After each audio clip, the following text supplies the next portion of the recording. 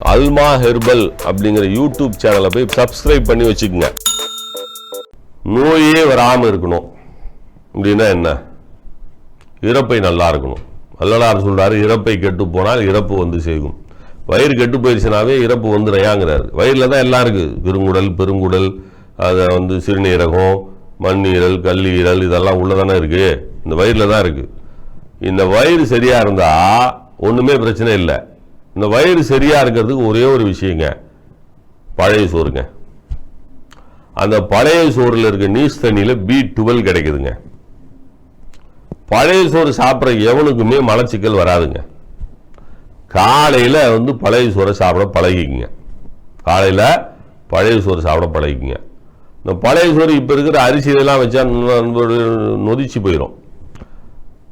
உரங்கள் போடாத அரிசி வாங்கிக்குங்க. உரங்கள் போடாமல் விளைவிக்கிற அரிசி, அந்த அரிசியை வாங்கி அதை ராவில் சாப்பாடு சாப்பிட்டு மீதி கொஞ்சம் அரிசியை கொஞ்சம் எச்சமாக போட்டுங்க, எக்ஸ்ட்ரா போட்டுங்க. என்ன போட்டுக்கிட்டு அந்த பழைய சோறு தண்ணி இருக்குல்ல, நீஸ் தண்ணி, அந்த சோறை வடிங்க. வடிச்சது வஞ்ச தண்ணீர்கள் அதை ஊற்றுங்க. ஊற்றிட்டு வச்சுட்டு காலையில் சாப்பிடுங்க. வயிற்றில் இருக்கிற குடல் புண் போகும்.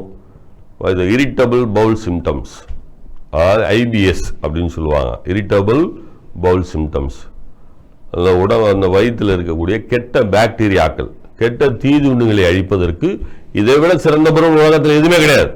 ஆமாம், இதெல்லாம் எதுக்கு திரும்ப சொல்கிறேன்? நோய் இல்லாமல் வாழ்றதுக்கு எளிய வழிகள் நிறைய இருக்குங்க, தெரியுங்களா?